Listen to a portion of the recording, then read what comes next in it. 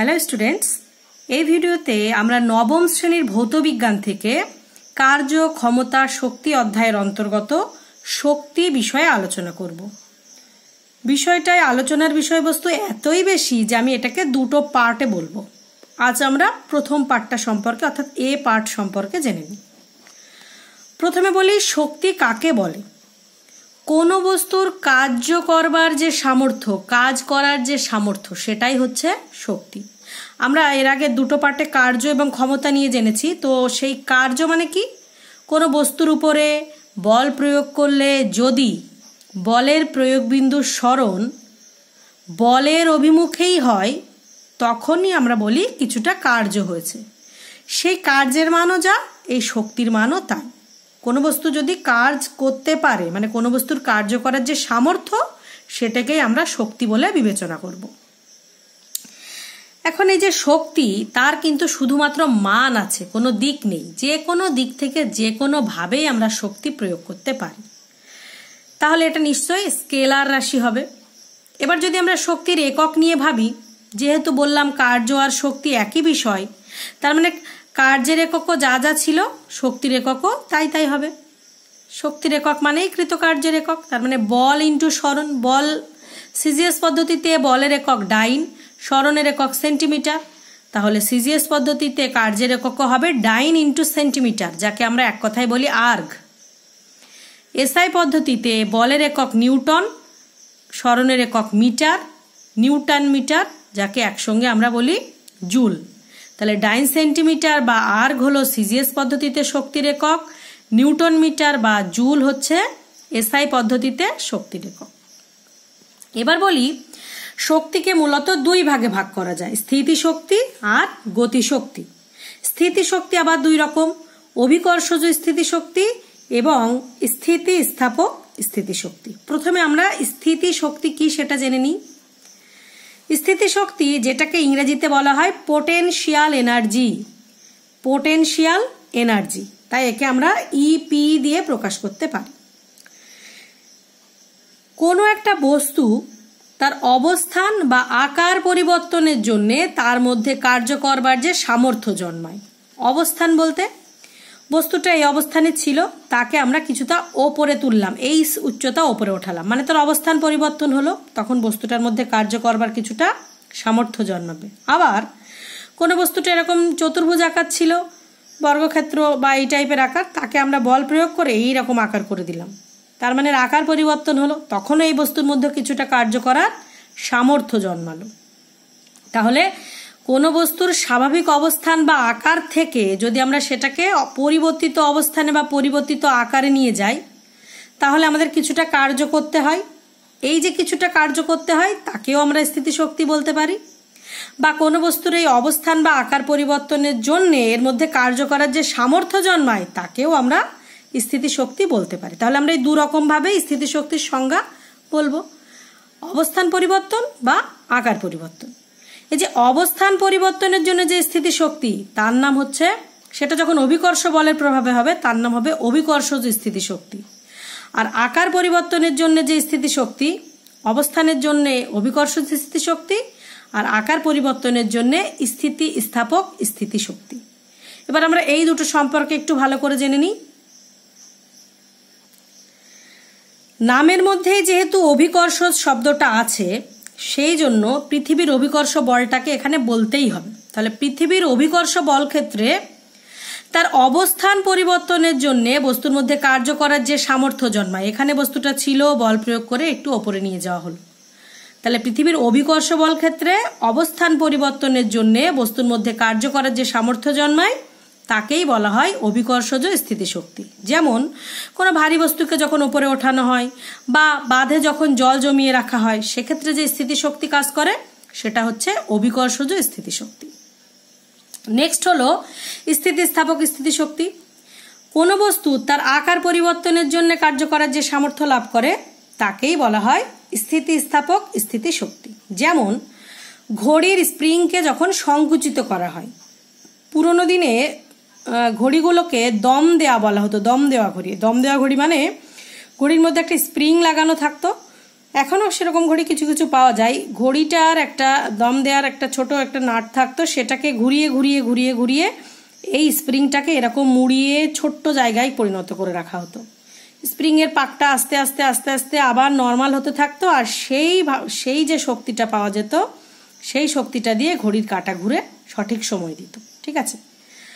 ধনুক বাঁকানোর সময় বা রাবারের যে গুলতিটাকে টেনে যখন লম্বা করে রাখা হয় তখন এর মধ্যে যে কাজ করার সামর্থ্য জন্মায়, এগুলো সবই হচ্ছে স্থিতিস্থাপক স্থিতিশক্তি। এবার আমরা দেখে নিই স্থিতিস্থাপক স্থিতিশক্তিকে যদি কখনো পরিমাপ করতে হয় তখন কিভাবে, কোন গাণিতিক রূপে আমরা সেটাকে পরিমাপ করব। নর্মালি যেটা অভিকর্ষজ স্থিতিশক্তি সেটাকেই আমরা পরিমাপ করা শিখব। একটা বস্তু যার ভর m, তাকে বল প্রয়োগ করে h উচ্চতায় তোলা হলো, তাহলে এক্ষেত্রে কতটা বল প্রয়োগ করা হলো কি করে বের করব? বস্তুটার ওজন যেটা সেই পরিমাণই বল প্রয়োগ করা হলো। ওজন কি করে বার করতে হয়? ভর ইন্টু অভিকর্ষ ত্বরণ। বস্তুর ভর m, মনে করলাম এই জায়গাটার অভিকর্ষ ত্বরণ g, তাহলে প্রযুক্ত বল হবে m ইন্টু g। বস্তুটার সরণ হলো কতটা উঁচুতে তোলা হলো সেটাই সরণ h। এবার আমরা জানি কৃতকার্য সমান কি, বল ইন্টু সরণ, তাহলে mg ইন্টু h, তার মানে কৃতকার্য হচ্ছে mg h। আর আমরা জানি কৃতকার্য মানেই সেখানকার শক্তি, তাহলে স্থিতি শক্তি potential energy is equal to EP। P আগে বলছি, ই পরে, তবুও আমরা যখন লিখবো তখন কিন্তু EP, পোটেনশিয়ালের পি পরে লেখা, এনার্জির ইটা কিন্তু আগে লেখা। হ্যাঁ, EP is equal two mgh। এই যে mgh পরিমাণ শক্তি বা mgh পরিমাণ যে কৃতকার্য সেটাই কিন্তু বস্তুতে স্থিতি শক্তি রূপে সঞ্চিত থাকে। তার মানে কখনো যদি স্থিতিশক্তি পরিমাপ করার প্রয়োজন হয় আমরা m ইন্টু জি ইন্টু এইচ, ভর ইন্টু অভিকর্ষ ত্বরণ ইন্টু উচ্চতা, এই সমীকরণকে কাজে লাগিয়েই কিন্তু স্থিতিশক্তিটার পরিমাপ করব। ঠিক আছে। এবার জেনে নিই গতিশক্তিটা কি জিনিস। কোনো গতিশীল বস্তু তার গতির জন্য কার্য করার যে সামর্থ্য লাভ করে সেটাই তার গতিশক্তি। জলস্রোতের যে জল সেই শক্তিকে কাজে লাগিয়ে যখন আমরা টারবাইন ঘুরিয়ে বিদ্যুৎ উৎপাদন করার ব্যবস্থা করি, বা বায়ু প্রবাহের শক্তিকে কাজে লাগিয়ে যখন পালতোলা নৌকা চালানোর ব্যবস্থা করা হয়, এই যে শক্তিগুলো এগুলি সবই হচ্ছে গতিশক্তির উদাহরণ। এখান থেকে আমরা একটা টার্ম একটু জেনে নিই যে গতিশক্তির পরিমাপটা আসলে কি। একটা গতিশীল বস্তু, সেই বস্তুটার গতির বিরুদ্ধে বল প্রয়োগ করে বস্তুটাকে থামানোর চেষ্টা করা হচ্ছে। থেমে যাওয়ার আগে বস্তুটা কিছুটা দূর তো অতিক্রম করবেই। একটা চলন্ত গাড়িকে কিছু দিয়ে বল প্রয়োগ করে থামানোর চেষ্টা করেছে, যতক্ষণে গাড়িটা থামবে ততক্ষণ কিছুটা দূর এগিয়ে যাবে। এই যে প্রযুক্ত বলের বিরুদ্ধে বস্তুটা কিছু দূর এগিয়ে গেল, সেই এগিয়ে যাওয়ার জন্যে বস্তুটা যে পরিমাণে কার্য করলো সেই কার্যটাই হচ্ছে বস্তুটির প্রাথমিক গতিশক্তির পরিমাপ। এখন গতিশক্তির যদি পরিমাপ করতে হয় তাহলে আমরা কোন গাণিতিক সমীকরণের সাহায্য নেব সেটা একটু দেখে নিই। মনে করি m ভরের একটা বস্তু, সেটা v বেগে গতিশীল, বস্তুটা m v বেগে যাচ্ছিল। এখন আমরা বস্তুটার উপরে বিপরীত দিকে বল প্রয়োগ করছি, এদিকে যেতে চাইছিল, আমরা একদম বাধা দিচ্ছি, যেতেই দিতে চাইছি না। তাতে করে বস্তুর বেগ আস্তে আস্তে কমতে কমতে কমতে কমতে এরম জায়গায় এসে বস্তুটা একদম থেমে গেল। এখান থেকে বল প্রয়োগ করছিলাম, করতে করতে এইখানে এসে থেমে গেল, মানে বল প্রয়োগ করা সত্ত্বেও বস্তুটা মনে করলাম টোটাল s দূরত্ব গিয়ে তবেই থামলো। তাহলে আমরা যদি বস্তুটার গতির বিরুদ্ধে f বল প্রয়োগ করি আর বলের বিরুদ্ধে বস্তুটা যদি s দূরত্ব গিয়ে তবে থামে, তাহলে কৃতকার্য কত হবে? কৃতকার্য সমান সমান বল ইন্টু সরণ, f বল s সরণ, তাহলে fs। আর আমরা জানি কৃতকার্য মানেই গতিশক্তি, তাহলে বস্তুটার গতিশক্তি ek, kinetic energy ek, kinetic energy সমান সমান হবে f ইন্টু s। এখন এই f এইটুকু বললেই গতিশক্তির পরিমাপ করলে হবে না, আরও একটু এগোতে হবে। কিভাবে এগোবো? নিউটনের দ্বিতীয় গতিসূত্র অনুযায়ী আমরা জানি বল ইজ ইকুয়াল টু ভর ইন্টু ত্বরণ, f is equal two ma। এখানে যেহেতু বস্তুটাকে বল প্রয়োগ করে আস্তে আস্তে থামানো হচ্ছে, তার মানে বস্তুর বেগ কিন্তু আস্তে আস্তে কমছে। বেগ কমলে সেখানে কি আর ত্বরণ বলা যায় না, তো সেখানে বলতে হয় মন্দন। তাহলে এখানে এ চিহ্নটা মন্দন, তাহলে মন্দন এ ইজ ইকুয়াল টু হবে এই সমীকরণ থেকে এ সমান সমান f বাই m, তাহলে মন্দন বেরিয়ে গেল f বাই m হলো। এবার আমরা ক্লাস 9 কতগুলো গতীয় সমীকরণ পড়েছি, যার মধ্যে একটা ছিল v square is equal to U square minus 2as, এখানে মাইনাস দিলাম কারণ মন্দন আছে, যদি ত্বরণ হতো তাহলে সূত্রে প্লাস হয়, তাই তো, এটা আমরা জানি, আগে পড়েছি। তাহলে এখানে ভি মানে কি? অন্তিম গতিবেগ। বস্তুটার শেষ অবধি কি পরিণতি হলো? বলছি থেমে গেল, তাহলে অন্তিম গতিবেগ কত হবে? 0 স্কয়ার ইকুয়াল টু প্রাথমিক গতিবেগ। বস্তুটা প্রাথমিক কি গতিবেগ নিয়ে চলছিল? ভি, তাহলে এটা ভি স্কয়ার মাইনাস 2 ইন্টু এর মান বসিয়ে দিচ্ছি F/m ইন্টু এস। তাহলে এখান থেকে কি বলতে পারি? ভি স্কয়ার ইকুয়াল টু 0 তো বাদ চলে গেল, V square equal to 2fs/m। তাহলে 2fs is equal to mv square, তার মানে fs is equal to half into m into V square. একটু আগেই বলেছি গতিশক্তি মানে fs, তাহলে এখন fs মানে হাফ mv স্কয়ার, তার মানে গতিশক্তি kinetic energy equal to half mv square, half into ভর ইন্টু বেগের স্কয়ার। এই সমীকরণটার সাহায্যেই কিন্তু আমরা সবসময় গতিশক্তি পরিমাপ করব, কখনো কখনো প্রয়োজন হলে এটাও করে ফেলবো, ঠিক আছে। এখন এই যে সমীকরণটা আমরা দেখলাম, এখান থেকে একটা জিনিস এরকম প্রশ্নও করা যেতে পারে যে গতিশক্তি কি কখনো ঋণাত্মক হতে পারে? উত্তর হচ্ছে না, গতিশক্তি কখনো ঋণাত্মক হতে পারে না। কেন? কারণ বস্তুর ভর আর বেগের স্কয়ার মিলে হয় গতিশক্তি, তাই তো। বস্তুর ভর কি কখনো ঋণাত্মক হতে পারে? -2 গ্রাম -5 গ্রাম হয় না, তাহলে এটা একটা ধনাত্মক প্লাস রাশি, পজিটিভ রাশি। আবার বেগ তো ধনাত্মকও হতে পারে, ঋণাত্মকও হতে পারে। এখন যদি এটা ঋণাত্মক সংখ্যা নিয়ে তার বর্গ করা হয়, সেটা কি আর ঋণাত্মক থাকে না? তাহলে ধনাত্মক গুণ ঋণাত্মকের বর্গও যদি হতো সেটাও ধনাত্মক, তার মানে আলটিমেটলি গতিশক্তি কিন্তু হয়ে যাবে ধনাত্মক। তাই বলা হয় গতিশক্তি কিন্তু কখনো ঋণাত্মক হতে পারে না।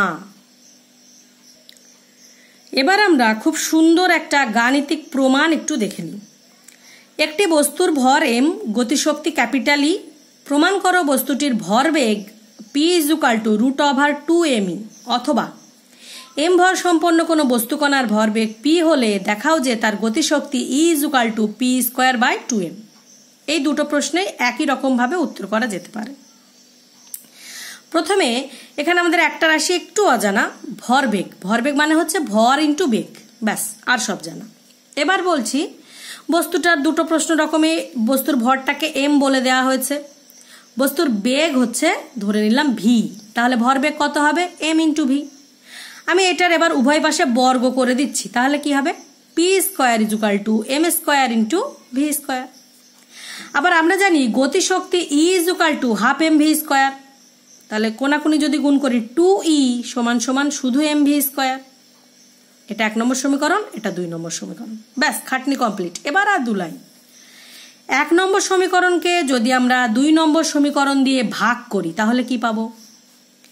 p²/2e = m²v²/mv²। তাহলে p²/2e, v² কেটে গেল, m দিয়ে একটা m কাটা যায়, একটা m পড়ে থাকলো, তাহলে p²/2e = m। ব্যাস, এই পর্যন্ত আসতে পারলে এবার আমরা দুটো উত্তর পেয়ে যাব। যদি এই 2 লাইন করি তাহলে একটা উত্তর, আর এই লাইনটাকে আবার আমি ডান দিকে লিখেছি, দেখো, এইভাবে করলে আরেকটা উত্তর পাবো। তাহলে প্রথম উত্তরটা করি, p² = কোনাকুনি গুণ 2me, তাহলে p = √2me, একরকম প্রমাণ হয়ে গেল। অথবা এখানে যদি কোনাকুনি এভাবে গুণ করতাম 2me = p², তাহলে E = p²/2m, একই ব্যাপার। তাহলে কোনো বস্তুর ভর আর গতিশক্তি এই দুটো যদি জানা থাকে, সেখান থেকে আমরা বস্তুর ভরবেগও বের করতে পারি, বা ভরবেগ আর ভর জানা থাকলে সেখান থেকে আমরা বস্তুর গতিশক্তিও নির্ণয় করতে পারবো, ঠিক আছে। এবার আমরা এই অধ্যায় থেকে কতগুলো বোধমূলক টাইপের প্রশ্ন জেনে নিই। এখন কিন্তু এই ধরনের প্রশ্নই খুব বেশি পরিমাণে আসে। প্রথম প্রশ্ন হচ্ছে বস্তুর গতিশক্তি কোন কোন বিষয়ের উপরে নির্ভর করে? একদম নর্মাল প্রশ্ন। প্রথমে গতিশক্তির সমীকরণটা লিখে নিই, E = হাফ mv²। সমীকরণে কাকে কাকে দেখতে পাচ্ছি? m কে আর v কে। তাহলে বস্তুর গতিশক্তি বস্তুর ভর আর বস্তুর বেগের উপরে নির্ভর করে, ব্যাস, এটুকুই উত্তর। নেক্সট, বস্তুর অভিকর্ষীয় স্থিতিশক্তি কোন কোন বিষয়ের উপরে নির্ভর করে? সমীকরণটা কি? EP = mg²। বস্তুর ভর ওই স্থানের অভিকর্ষ ত্বরণ আর বস্তুটির উচ্চতার উপরে নির্ভর করে, ভূপৃষ্ঠ থেকে কত উঁচুতে আছে তার উপরে নির্ভর করে। ব্যাস এটুকুই। এবার একটা প্রশ্ন, অভিকর্ষীয় স্থিতিশক্তি ধনাত্মক হতে পারে না ঋণাত্মক হতে পারে না উভয়ই হতে পারে? অভিকর্ষীয় স্থিতিশক্তি ধনাত্মকও হতে পারে ঋণাত্মকও হতে পারে। কিভাবে? এক্ষেত্রে আমরা ভূপৃষ্ঠটাকে নির্দেশ তল হিসাবে ধরব। কোনো বস্তুকে যদি ভূপৃষ্ঠ থেকে কিছুটা ওপরে তোলা হয় তাহলে তার মধ্যে যে স্থিতিশক্তি সঞ্চিত হবে তাকে আমরা ধনাত্মক স্থিতিশক্তি ধরব। কিন্তু বস্তুটাকে যদি ভূপৃষ্ঠ থেকে কিছুটা নিচে নিয়ে যাওয়া হয়, মনে করো কোনো এরকমভাবে কোনো রকম গর্ত তৈরি করা হলো বা কোনো রকম সুড়ঙ্গ কাটা হলো বা এরকমভাবে কোনো রকম অংশ তৈরি করা হলো যেখান দিয়ে বস্তুটাকে নিচে নিয়ে যাওয়া গেল, সেক্ষেত্রে কিন্তু অভিকর্ষীয় স্থিতিশক্তিটা হবে ঋণাত্মক। তাহলে মনে করো একটু আগে বলেছিলাম গতিশক্তি কখনোই ঋণাত্মক হতে পারে না, কিন্তু স্থিতিশক্তি কিন্তু ঋণাত্মক হতে পারে। ঠিক আছে। নেক্সট, দু রকম ভাবে পাখির বসে থাকার কথা বলা আছে, কোন ক্ষেত্রে কোন রকমের শক্তি থাকে সেটা লেখা। একটা পাখি স্থির অবস্থায় একটা ডালের উপরে বসে আছে, সেখানে কোন রকমের শক্তি আছে? শুধু স্থিতিশক্তি। কেন? কারণ ভূপৃষ্ঠ থেকে কিছুটা উঁচুতে যে ডাল আছে সেই ডালের উপরে পাখিটা বসে আছে, তাহলে ওখানে শুধুমাত্র স্থিতিশক্তি আছে। আর আকাশে একটা উড়ন্ত পাখি, সেটা যেহেতু ভূপৃষ্ঠ থেকে কিছুটা উপরে, তার মানে তার মধ্যে স্থিতিশক্তি আছে, আর সেটা উড়ে বেড়াচ্ছে মানে তার মধ্যে গতিশক্তিও আছে। তার মানে স্থিরভাবে ডালে বসে থাকা পাখির মধ্যে শুধু স্থিতিশক্তি থাকে, কিন্তু আকাশে উড়ন্ত পাখির মধ্যে স্থিতিশক্তি প্লাস গতিশক্তি দু রকমই থাকে। নেক্সট প্রশ্ন, পেরেক পোতার সময় হাতুড়িকে খানিকটা ওপরে তুলে এনে তারপরে আঘাত করা হয়, এটা কেন করা হয়? কারণ হচ্ছে হাতুড়িটাকে যদি পেরেকের মাথায় লাগিয়ে রাখা হয় তার তুলনায় হাতুড়িটাকে যে ওপরে তুলে নিচে নামানো হবে, তখন হাতুড়িটার প্রথমে অবস্থানের পরিবর্তন হলো, অবস্থানের পরিবর্তন হওয়ার জন্য ওর মধ্যে কিছুটা স্থিতিশক্তি সঞ্চিত হলো, সেই স্থিতিশক্তিটাই কার্য করার সামর্থ্য লাভ করলো। এবার উঁচুর থেকে হাতুড়িটা যখন গিয়ে গিয়ে পেরেকের মাথায় বাড়ি দেবে, তখন পেরেকটা ওই কাঠে পোতার সময় আর কি কাঠের বাধাটাকে অতিক্রম করে পেরেকটা ওর মধ্যে ঢুকে যাবে। ঠিক আছে। তার মানে এক্ষেত্রে অ্যাকচুয়ালি হাতুড়ির অবস্থান পরিবর্তনের জন্য ওর মধ্যে কিছুটা স্থিতিশক্তি সঞ্চিত হয়, সেই স্থিতিশক্তিটাই পেরেকটাকে কাঠের মধ্যে পুঁতে যেতে সাহায্য করে। নেক্সট প্রশ্ন হচ্ছে, হাই জাম্প বা লং জাম্প দেওয়ার সময় প্রতিযোগীরা দূর থেকে দৌড়ে এসে লাফ দেয়। এটা আমরা গতিজাড্য দিয়েও ব্যাখ্যা করতে পারতাম, কিন্তু এই শক্তি দিয়েও ব্যাখ্যা করা যেতে পারে। কিভাবে? দৌড়াবার ফলে প্রতিযোগীদের মধ্যে কিছুটা গতিশক্তি অর্জন হয়, সেই গতিশক্তিটাই ব্যয় করে ওরা বেশি দূর লাফ দিতে পারে। হাই জাম্প দেওয়ার সময় বেশি উঁচু দিয়ে লাফ দিতে পারে, লং জাম্প দেওয়ার সময় বেশি দূর অবধি লাফ দিয়ে যেতে পারে। ঠিক আছে। এরপরে দুটো থিওরিটিক্যাল অথচ গাণিতিক এমন দুটো উদাহরণ বলি। একটা বস্তু তার গতিবেগ যদি দ্বিগুণ করে দেওয়া হয় তাহলে তার গতিশক্তি কত গুণ বৃদ্ধি পাবে? নর্মালি আমরা গতিশক্তির সমীকরণ কি জানি? E K is equal to half m v square, তাই তো? যেখানে এমটা হলো বস্তুর ভর, ভিটা হলো বস্তুর বেগ। এখন আমরা বেগ বলছি দ্বিগুণ করে দিলাম, মানে পরিবর্তিত বেগ 2v, আগে বেগ ছিল শুধু ভি, এখন হয়ে গেল 2v। তাহলে পরিবর্তিত গতিশক্তি ইকে ড্যাশ দিলাম একটা, সমান সমান হাফ ইন্টু এম, তো এমই আছে, ইন্টু ভিটা হয়ে গেছে 2vর হোল স্কোয়ার। তাহলে half into m into 4v square, 4টাকে শুধু আগে নিয়ে আসো, তাহলে হাফ রইল, এম রইল, ভি স্কোয়ার রইল।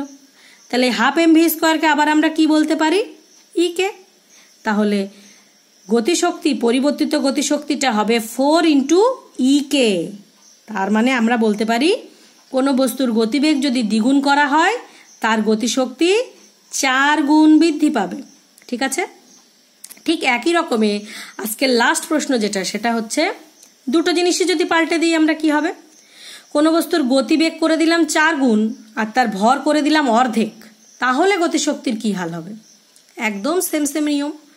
ইকে is equal to half m v square, যেখানে এম হলো প্রাথমিক ভর, ভি হলো প্রাথমিক বেগ। এখন পরিবর্তিত ভর হয়ে গেছে m/2, পরিবর্তিত বেগ হয়ে গেছে 4v। এই দুটোকে যদি আমরা বসিয়ে দিই তাহলে পরিবর্তিত গতিশক্তি E K dash equal to half into m/2 into 4v তার হোল স্কোয়ার। তাহলে half into m/2 into 16v square. তার মানে যদি আমরা এখানে 16কে 2 দিয়ে কেটে দিই 8, সেই 8টাকে আগে নিয়ে আসলাম, আর যা আছে থাক, হাফ এম ভি স্কোয়ার। তাহলে 8 into half m v square, এই হাফ এম ভি স্কোয়ার মানেই আবার ইকে, তার মানে 8 into E K, E K dash equal to 8 into E K. তার মানে গতিবেগ যদি 4 গুণ আর ভর যদি অর্ধেক করে দেওয়া যায়, তাহলে গতিশক্তি 8 গুণ বৃদ্ধি পাবে। ঠিক আছে, তাহলে আজকের মতো শক্তির এই প্রথম পর্বটা এই পর্যন্তই রইল। আর একটা পর্বে আলোচনা করলে এই কার্যক্ষমতা শক্তি অধ্যায় এবং এই শুধু শক্তি পাঠটাও টোটালি কিন্তু শেষ হয়ে যাবে। আশা করি তোমরা বিষয়গুলো বুঝতে পারছো। তবে যদি বুঝতে না পারো আমাকে কিন্তু অবশ্যই কমেন্ট বক্সে জানিও, আর ভালো লাগলে লাইক করো, আমি তাহলে বুঝতে পারবো যে তোমরাও বুঝতে পেরেছো। ঠিক আছে, টেক কেয়ার এভরিওয়ান।